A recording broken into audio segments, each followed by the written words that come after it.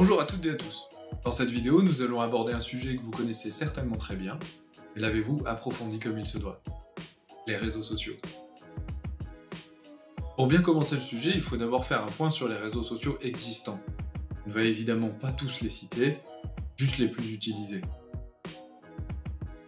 Facebook, sûrement le plus connu, qui nous permet de partager avec nos amis et ou nos proches des vidéos, images, photos, de rejoindre des groupes, ou tout simplement garder contact avec des personnes qui n'habitent pas proches de chez nous, ou plus proches de chez nous.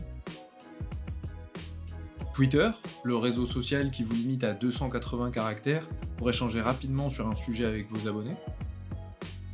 Instagram, le réseau social basé sur le partage de photos et de vidéos avec vos followers.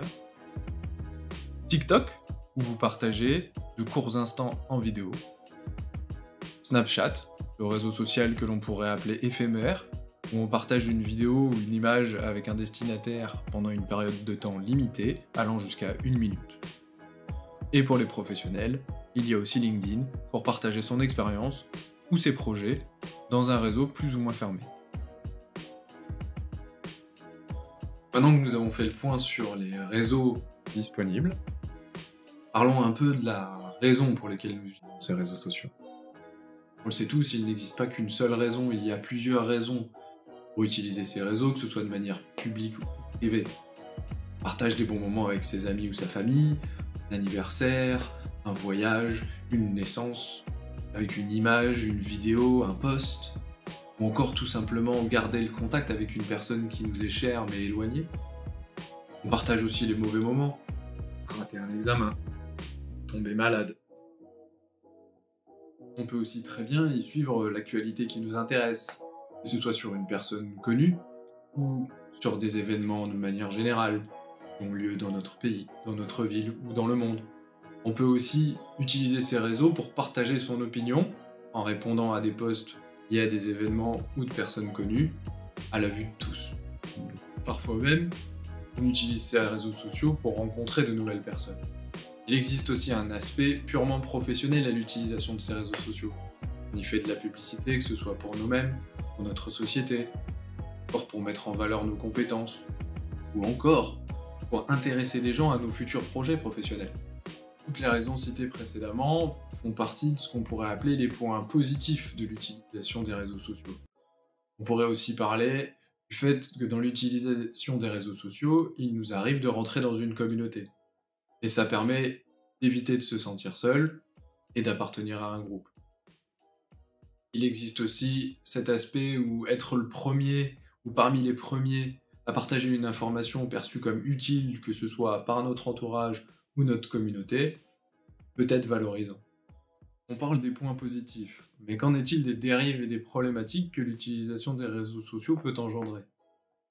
Une des problématiques principales qu'on oublie souvent, c'est le temps qu'on peut passer dessus. Ne vous est-il jamais arrivé de naviguer pendant des heures sur des photos de chats, des vidéos comiques? Eh ben moi, ça m'est déjà arrivé plus d'une fois. Et c'est un problème, car généralement, le temps qu'on va passer à faire pas grand-chose, on aurait pu le passer avec des gens qui sont dans notre entourage, ou à faire une activité sportive. Je dis pas qu'il faut jamais regarder les réseaux sociaux, c'est juste qu'on a tendance à s'y perdre. Mais ce n'est sûrement pas la problématique la plus dangereuse. Tout ce que vous y faites, y dites, y reste.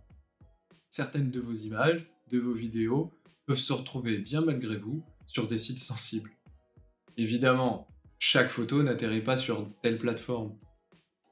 Mais les images et les données sont là, stockées, invisibles, à disposition d'une âme potentiellement mal intentionnée. De vieux fichiers postés il y a des années par les parents peuvent refaire surface et provoquer l'humiliation. Dans un style similaire, un simple profil Facebook peut fournir beaucoup d'informations. Il y a le classique « Youpi, je suis parti en vacances aux Canaries !» et qui se transforme en un appartement cambriolé une fois que vous êtes de retour au pays.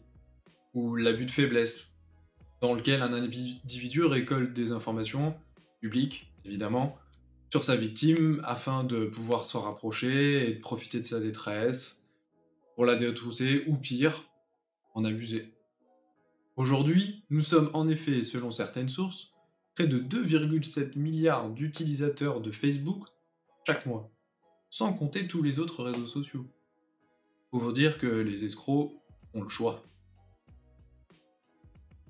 Les usurpations d'identité font elles aussi beaucoup de dégâts. Il suffit de créer un profil avec le nom et la photo d'une personne existante, puis d'y ajouter ensuite la même liste de contacts. Beaucoup accepteront sans méfiance, et il sera alors facile de se faire passer pour quelqu'un d'autre. Il faut garder en tête que les escrocs ont toujours un coup d'avance, et usent des méthodes les plus sophistiquées. On peut aussi faire face au cyberbullying, se retrouver la cible d'une ou de plusieurs personnes, sous couvert d'anonymat, qui vont diffuser de fausses rumeurs, publier des images retouchées, détourner un post que vous avez écrit, pour entacher votre réputation, mais surtout votre santé mentale et votre bien-être. Mais alors, qu'est-ce qu'une utilisation saine et responsable de ces réseaux?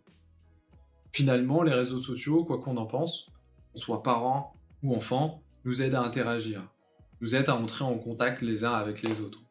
Il en découle une obligation de comprendre et d'intégrer leur fonctionnement, une forme de sociabilisation moderne en somme.